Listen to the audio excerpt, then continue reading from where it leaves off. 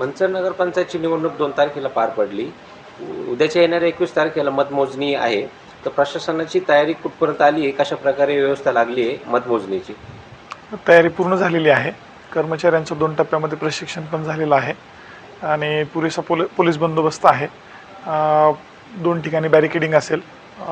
जे उमेदवार आणि उमेदवारांचे प्रतिनिधी आहेत, ज्यांच्याकडं ओळखपत्र असेल, अशांना या ठिकाणी प्रवेश दिला जाईल. संपूर्ण मतमोजणी 3 फेरींमध्ये होणार आहे. पहिल्या फेरीमध्ये 1 ते 10 प्रभाग, दुसऱ्या फेरीमध्ये नव्यानं 7 प्रभाग त्याच्यामध्ये ॲड होतील आणि तिसऱ्या फेरीमध्ये 4 प्रभाग ज्यांना डबल बूथ आहे ते तिसऱ्या फेरीमध्ये जातील. असं 3 फेरीमध्ये संपूर्ण प्रक्रिया साधारणतः 11:30 ते 12पर्यंत पूर्ण पार पडेल आणि सर्वसामान्य नागरिकांना निकाल ऐकण्यासाठी तालुका क्रीडा संकुलचं जे आपलं खालचं ग्राउंड आहे त्या ठिकाणी व्यवस्था करण्यात आलेली आहे. अशा पद्धतीने एक शांततेमध्ये संपूर्ण प्रक्रिया पार पडेल अशी व्यवस्था झालेली आहे. साधारणतः सकाळी किती वाजता मतमोजणी चालू होईल आणि त्या ठिकाणी नागरिकांची अजून काय व्यवस्था केलेली आहे का उमेदवारांची नागरिकांसाठी?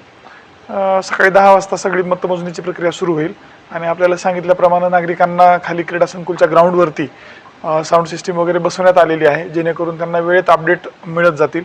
आणि पत्रकारांसाठी सुद्धा इकडच्या बाजूला स्वतंत्र कक्ष करण्यात आलेला आहे.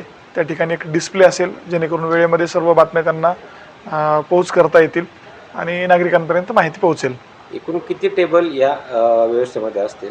10 टेबल आहेत. 10 टेबलवरती मतमोजणीची प्रक्रिया पार पडेल. धन्यवाद.